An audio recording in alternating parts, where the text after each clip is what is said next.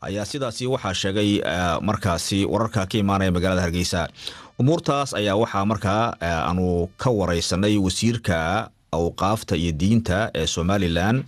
jamhuuriyadda iskeed ugu dhawaaqday madaxbannaanida ee Somaliland Sheekh Khaliil Cabdullaahi waxaana markaasi wareysigaasi la yeeshay Cabdirasaaq Xaaji Catoosh. كنيسة هوري أو صدوات فلكور إنجليزي لستي أو إلى مريض يود بس ساكيس سنترين أو إلا يود دولة الرئيس كهذا الصومالية أي يود كوريسي من عبادة سنية أو حتى نجرتو أو لجوء عبادة يستو أي آذان ضد كمسيحيين تميا ما ضبط قف كسر قبل هذا الكسر بحي شغالة هاي أجنبي هاي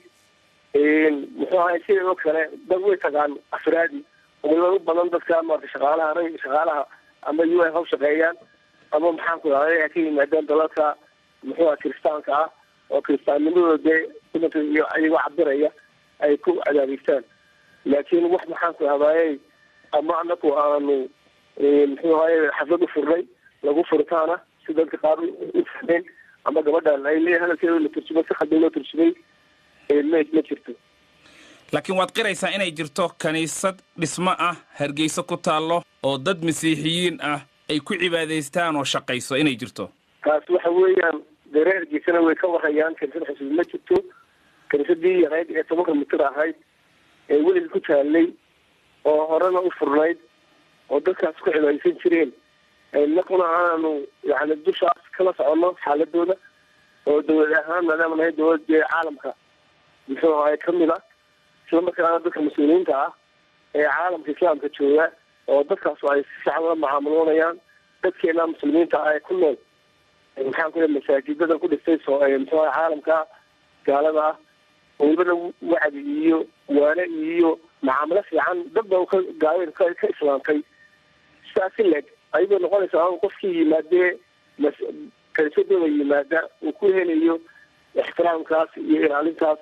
aan inta ka badan wax inta ka badan ma jiraan waxaan jeclahay dadku inay u arkaan in dadka loo tusay nabadgelyada laga baabiinayo jirkeena iyo waasinimadeena loo sheegayo ama lagu beenagunayo in kaniisad cusub ka dhisantay Hargeysa ayaan soo xadeynayaan jirin arrinkan Sheekh Khaliil buuq badan bay dhalisay gaar ahaan Hargeysa oo dad badan oo ka hadlay baa jiray culimo ka mid ah oo waliba meel ad goobjoog ka ahayd culimo su'aal ka weydiisay